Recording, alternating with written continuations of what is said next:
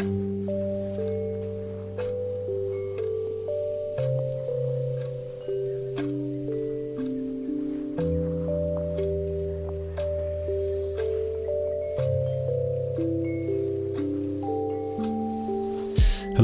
today I'm going to do a breakdown of this watch project. It's highly requested, so I thought I might as well.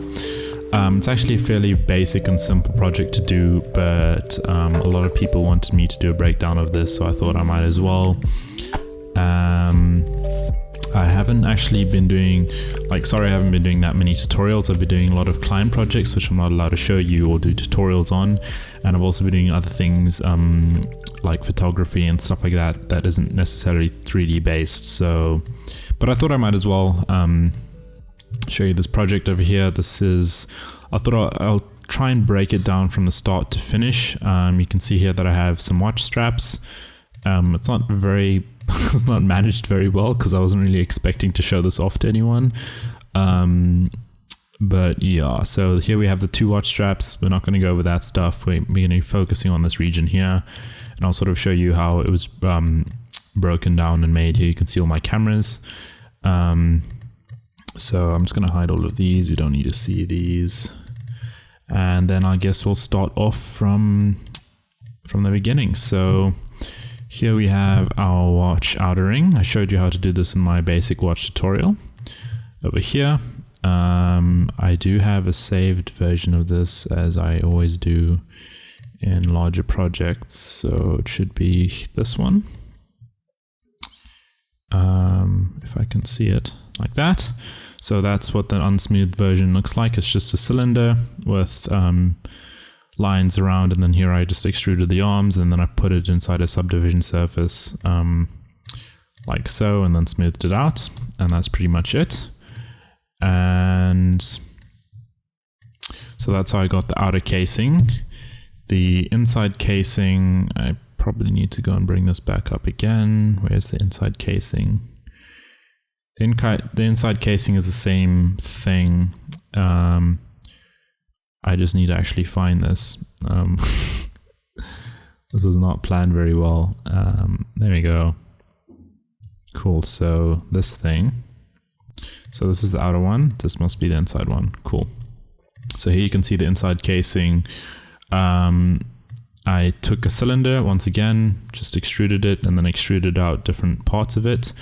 And then I went and smoothed it out, and then you pretty much get your final result after it's smooth. So if I turn off this generators and stuff here, you can see the smooth version and the unsmooth version.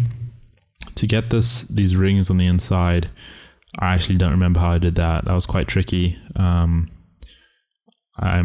be honest, I don't remember how I did that. I must have subdivided each line by 2, and then sort of just selected every second line and then scaled it outwards probably, and then just extruded it down, if that makes any sense. I probably have the lines, the point selected, so you can see here I just subdivided it. So this is what it would have looked like. Subdivided all of them by 2, and then I just scaled them outwards and then extruded them down. So that's pretty much how I got that. And then once you smooth it, you get that. So that's fairly simple as well.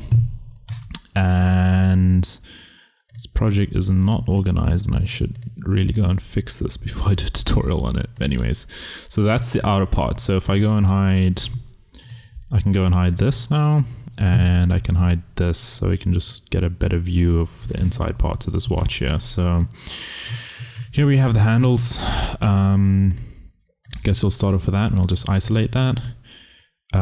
We have the minute hand. What I did is I took a cylinder, and then I just extruded this section out here into a long line, like so. So you can see this is the just basically half of the these 4 sides of the cylinder just extruded out here.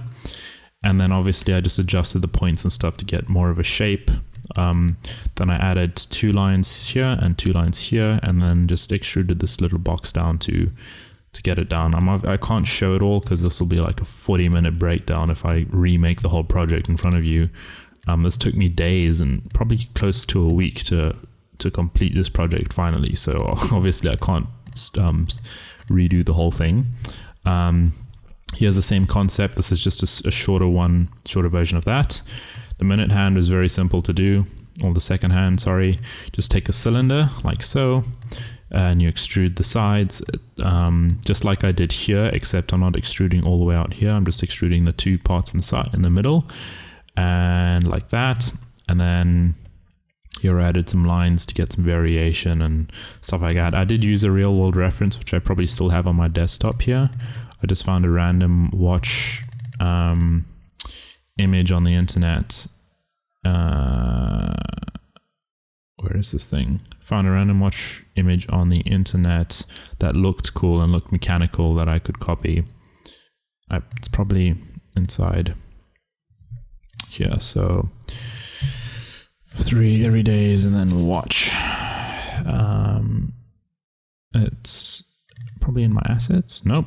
Okay, it looks like I don't have that reference image anymore. I don't know what happened to it, but yeah. So here I just did that. I took a cylinder, extruded the sides out, and here you can see as well. It's also, you can see it's fairly simple when it's not all smoothed out. Anyone can just add these lines and extrude them. If you have a basic modeling knowledge, you can make this fairly simply. And then once you smooth it, that's the look that you get in the end.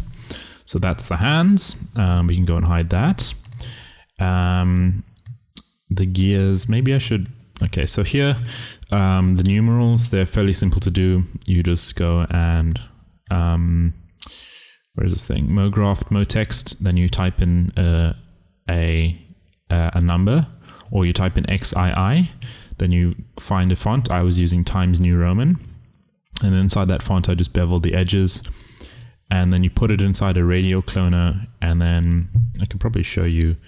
So you'll pretend this is text over here, like so, and then we'll duplicate this a few times, and we'll just add some variation to the three of them and show you sort of how I got these. So this one, let's make them all editable.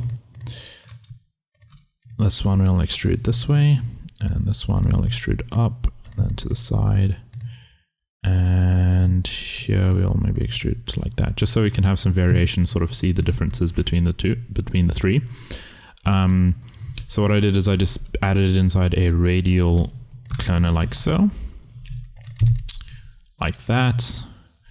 And then here you can pretend each one of these are 3 different numerals like so. You just add them in, and then once you have 12 of them, you'll have all 12 of them in here. So here you'll have 1, 2, 3, and once you have all 12 of them in there, then you'll end up getting a result like this, and you can sort of just adjust the minors and the minor like movements and scales and stuff like that until you're happy with it. So that's the numerals. Sorry, there's a fly in my face. Let's hide that. And what's this? This is a weird thingy I saw on a watch once, and I decided to copy it. This is also extremely simple to do. You just take a cylinder, and then you divide it multiple times, and then you take every second line and just push it up a bit, add it inside a subdivision smoother, and then you'll get this nice wavy thing. It's a very subtle detail which I added in. It's probably not even in the final render, probably cut off screen, but anyways. So that's the face of the watch.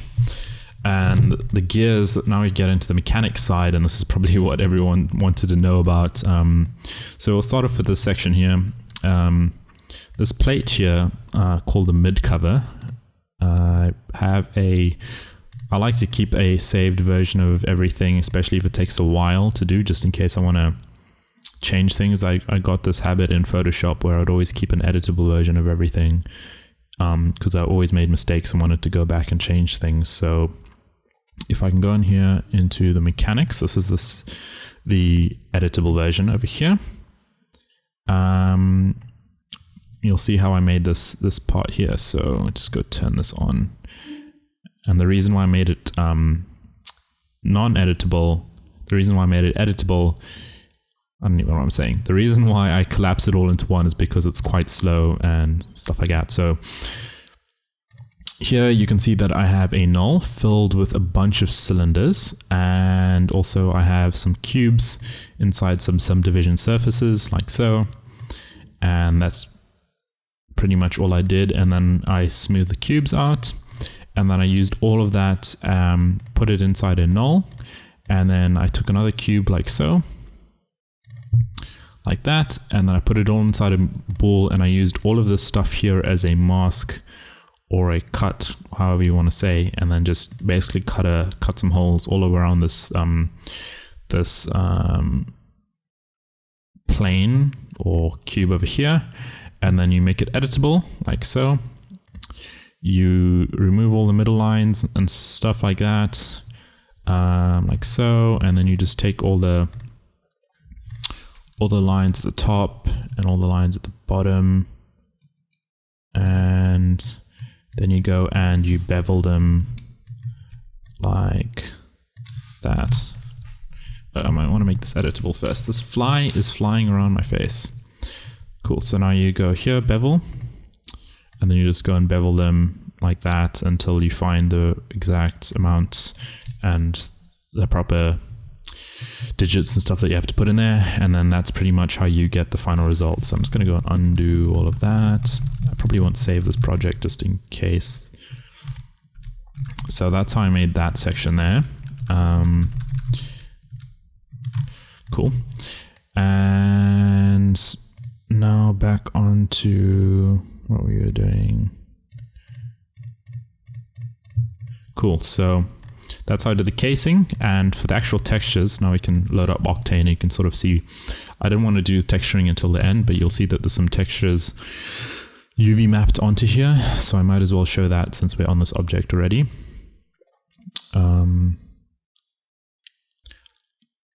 Just let this load in quickly.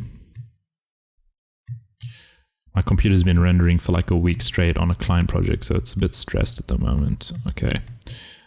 This should be soloed. Why is it not soloed? There we go. Cool. So here you can see that we have some lines and stuff going on around here, and I use that with a displacement map, and I'll show you how I did that. So firstly, what you want to do is you want to UV map the actual case. So I just selected the top face. That's all I needed to have the textures on. So I went into UV edit, and in here you want to go UV map it. You go create a material like so, give it a color. Oops, you want to give it a color the right way, so be careful not to do this the wrong way. You want to go here, color, like so, give it a color. There you see we have a color there. You go and add it onto your object like so. If you don't have a UV tag already, you want to go right click and generate UVW coordinates. You select your actual object there.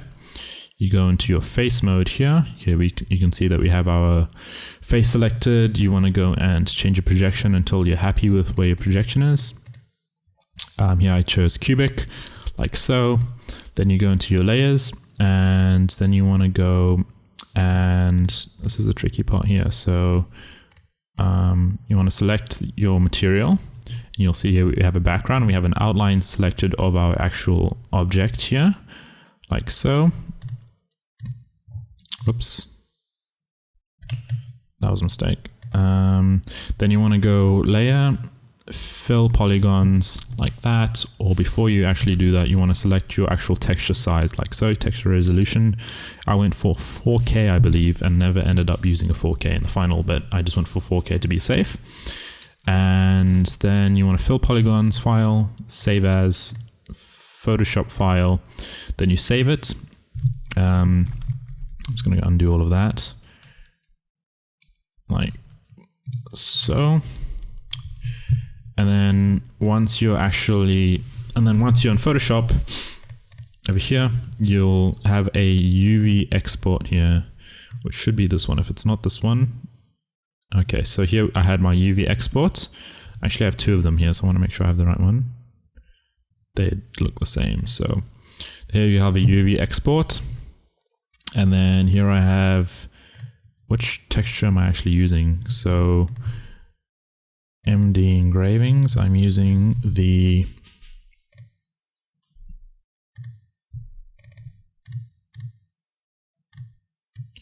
second one. So here I have my second UV export, which I used here.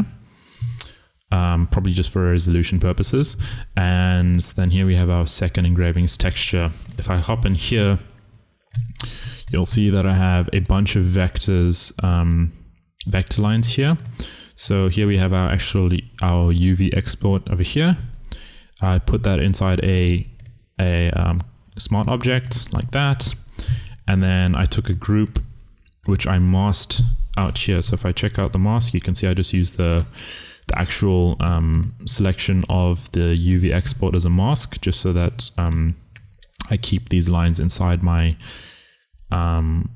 white section here for displacement. And where I got these lines from is I just went and found engravings online.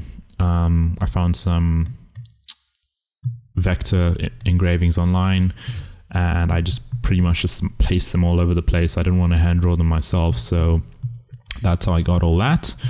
And then what I did is I went and put them inside of a smart object like so, convert smart object. And then what you can actually do is you can go 3D and you can generate your own displacement map.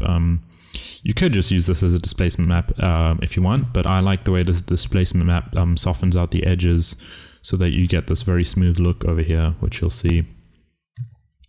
You'll get this very soft edges and they're not just harsh and like digging into the metal, which isn't not what I wanted. So Photoshop, you can go filter, 3D, generate bump map.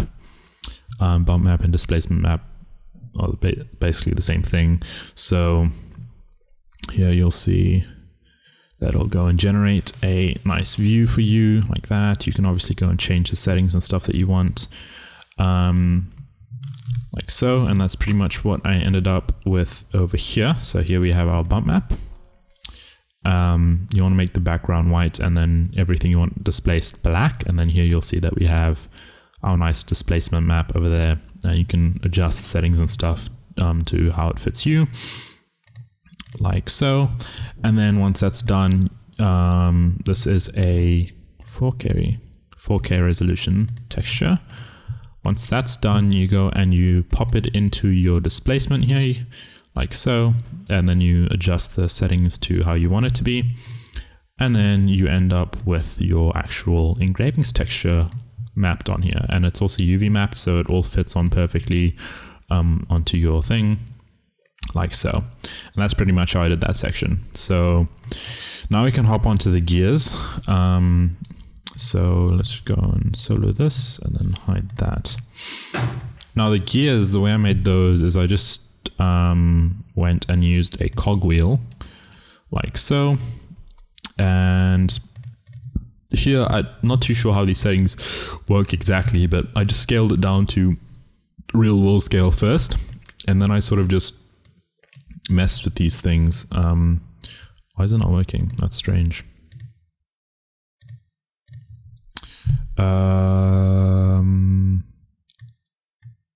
So I use cogwheel, and then here, this thing should be doing something. So I'm not exactly sure what all these different settings do, but I sort of just adjusted them until I got the look that I wanted.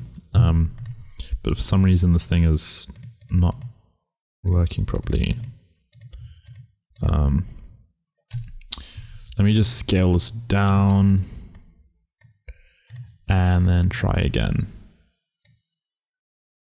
Oh, there we go. Now we're starting to see something cool. So maybe, there we go. So if you go and adjust these settings, I don't know, like this is the first time I've ever used this thing, so I hardly knew what was going on. But if you know these settings well, you can go and end up getting like a gear type shape. You can actually put a hole in it if you want to, which is pretty cool. You can also get a cutout section here.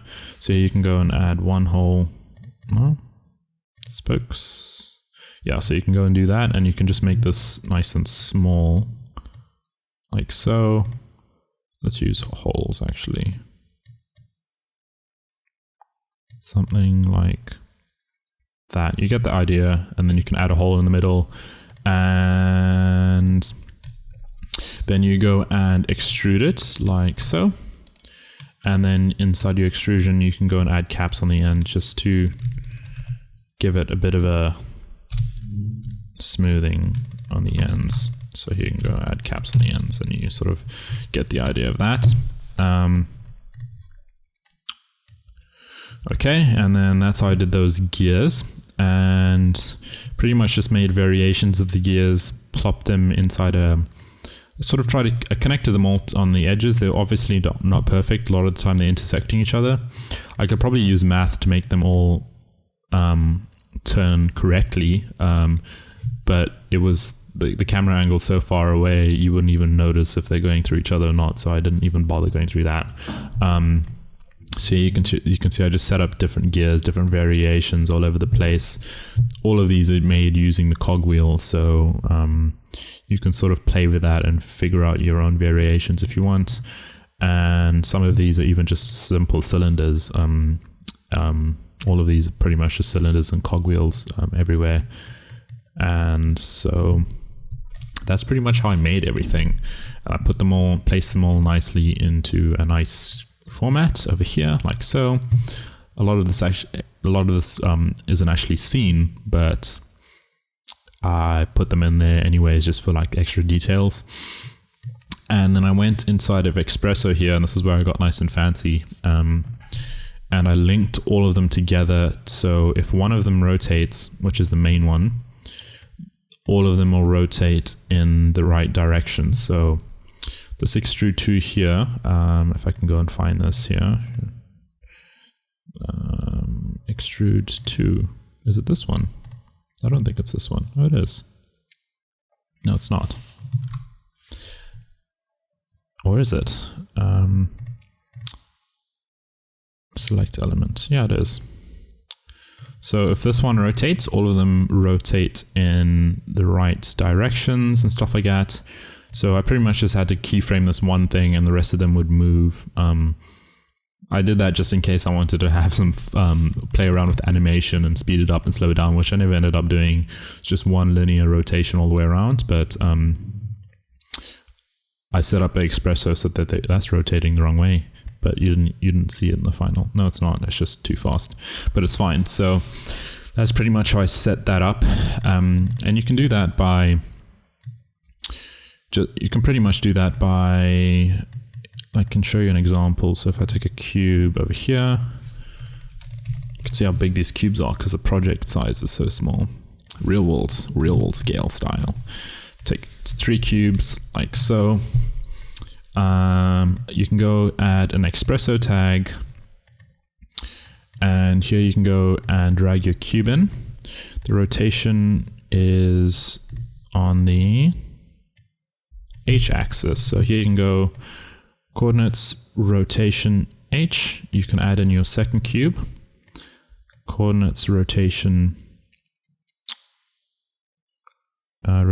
H, and then you can link them together. So when one of them rotates, the other one will rotate. If you want it to be inversed, like some of these over here, you can see, where's the extrude here? You can see some of them rotating opposite directions. You can go and add in a range mapper in the middle, like so. Link these two together, and then inside the range mapper, you can just go and reverse them. So now if I rotate this one way, it'll rotate the other way, and then you can go and add in the next one. Pretty much just do the same thing. Rotation H, rotation H, my throat's getting sore. And then if you rotate this, you'll see they all rotate, and it's pretty much how I did all of the rotations like that. Cool. And then you'll see if I play this through, some of these are rotating on their own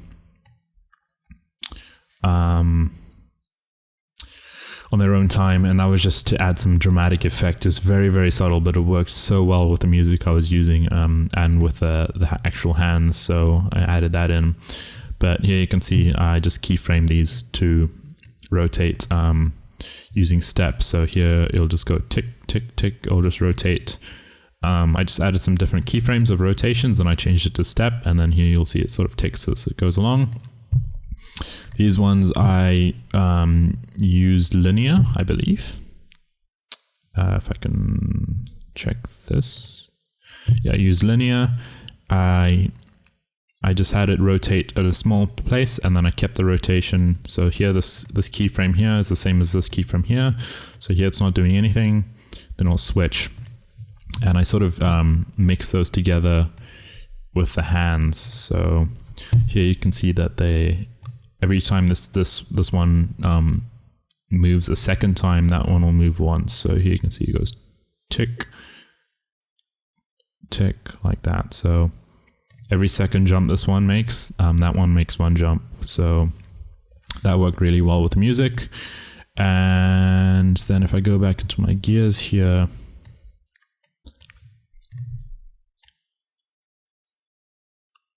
I also did the same thing with this one, I think. No. I think this one's tied to this one, except it's just set at a slower pace. So inside here, you can actually, inside your range map here, you can adjust the speed of your gears and stuff using your upper amount. So if this is 4.3, that means this one is 4.3 times faster rotation than the one it's linked to, and that's pretty much how you can get them to slow down or speed up. And yeah, that's pretty much how the gears were done. It's pretty fancy, but that's pretty much the project in terms of everything. The texturing, I guess we can get into now. It's very, very basic stuff. Nothing too complicated in particular. I actually have glass in the scene, which I ended up not using because it was gonna take way too long to render out. But the textures themselves, if I go and select this one, we have a metal texture here, index of 5, and I have specular color with some bump maps in here. I'm just using some scratches, which are scaled down very small. And then here I have a normal map as well with some radial normal map. So here you can see there's some circles going around, and I just use a radial normal map to get those circles going around there. And then I put both of these inside of, I put this and a white diffuse material, and I put them inside a mix material, and then I just used a dirt texture. All these textures I use are from polygon.com. The ones that aren't made by me, I get them from polygon.com, so you can find all these there. Here I just use a dirt wipe texture as my mixing. I adjusted the gamma a bit. If the gamma is low, you'll find that there's a lot more specks. It's a lot more dusty. If you turn up the gamma, a lot of the smaller dust pieces it'll add contrast almost in a way to your dust pieces, so that it doesn't make the whole thing white. And then if you turn up the gamma, you'll see less speculars, less specks all over the place. That just, for me personally, it was better in terms of my dust. So here you can see it makes the whole thing look white, and if I turn this up, it's a lot more contrast, and there'll be a lot less of them, which is what I wanted. And I just turned down the power and adjusted the scale and stuff like that. And most of these textures I went for texture protection box, so that they don't affect, so that the UV mapping tags and UV mapping doesn't actually affect the scale and the projection of the texture themselves. That's a bit advanced. I don't really want to go into that, but we'll just leave that for now. So this was the dirt texture, and then I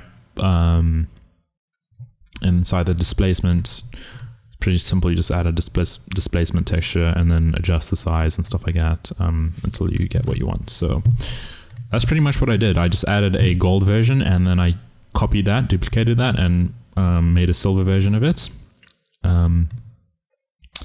And that's how I ended up with that. So that's pretty much the texturing. This is the same. All I did here is added in a metal matching lines, and then I turned up the gamma so there's more contrast here, and just to have some roughness on it. And that's pretty much all I did for the texturing. So if we go and add the swatch back in our live viewer here, you can see what we have as our final result. I used silver, white, and gold. I figured if I use 3 colors, 3 very royalish, fancy colors, that would keep it nice and simple, nothing too distracting. And it would also work. Metal works very well with reflections and stuff, which is what the whole tutorial was about, lighting, and I needed something that would have a lot of reflections and stuff. So that's why I went about using a watch as an example. This part here is actually also a bit interesting. If I can go and find this thing here. I'm actually not sure. I don't remember what I did here. I'm using a displacement map, which I went and created. So if I go and open this up, and while that's doing that, I might as well go into the camera settings here. So on all the moving parts, I went and added a Octane object tag, and then inside my motion blur, I just went for a real world sort of shutter speed, and then that gave me motion blur. So every time this thing ticks, it will have motion blur. I've been trying to do a lot more things native inside of Octane. I just find it to be easier than compositing it all inside of After Effects these days. So here you'll see that if this thing ticks again, there'll be some motion blur going, which is exactly what I wanted over there. So all the moving gears and anything that moves in the scene will have a object tag attached to it, so that it'll have some motion blur and some nice realistic effects. Here I'm using an f-stop of 21, and then I just set the focus to this point over here, right there. And that's pretty much all I did. And then I also increased my aperture edge up to 3, because I found that made some much nicer bokeh effects around the sides and stuff like that. Here you can see. So that's pretty much it. And then render settings, 4000 samples, path tracing, and then I'm using linear. I always use linear here. I never go for one of those color grades. I always use linear, then I color grade it inside of After Effects. So that's pretty much how you get this final image here. Now for this circular thing I was actually opening up. This is quite interesting. It's actually so subtle you don't even see it in the final, but here I have a texture going on here. Circular bumps. If I go in there, I went and created a bunch of ellipses with some, what are these things called? Strokes on them. And then I googled how to sort of duplicate them and make them all go inside, and I duplicated them all inwards. And then I just used some more ellipses to sort of mask them out. I saw this was a very subtle detail in the actual reference, so I did this, masked them all out, made a displacement map out of that, and then you end up getting these lines that actually go across the whole thing, and then in some sections it's sort of masked out, but it's very subtle and it's kind of hard to see. I'm trying to find an angle where you can actually see it, but I thought that extra detail, oh there we go, thought that extra detail would really help. And obviously UV maps it onto here, so here you can see those lines going across like that. So that was very interesting. And for this texture, simple color with a bump map of scratches and a normal map with those same matching radial lines here. And here I went for a bit more of a, don't even know what this material will be called, but it's not plastic, but I don't know what to call it, but I went for a non-metal look. And here you can see those lines that are going across, but yeah, so that's pretty much how I did that section. So if I add everything back in, that should be everything. That should be all. I didn't use any multipass, no I didn't, so that should be the project itself. This strap I used out of one of my other projects. I thought it would just be nice to have in the background just in case, just so you can see that there's nothing there. So yeah, I think that's pretty much it for the watch breakdown. It's a long video, but I really wanted to sort of show everything off. So yeah, I might be making some tutorials soon. I'm not too sure. I'm kind of busy grinding with some client projects, and a lot of them have NDAs, which means I can't show them, which sucks because I'm creating some amazing shit. Anyways, hope you guys enjoyed. Probably have a tutorial soon. Thank you. Have a good day and goodbye.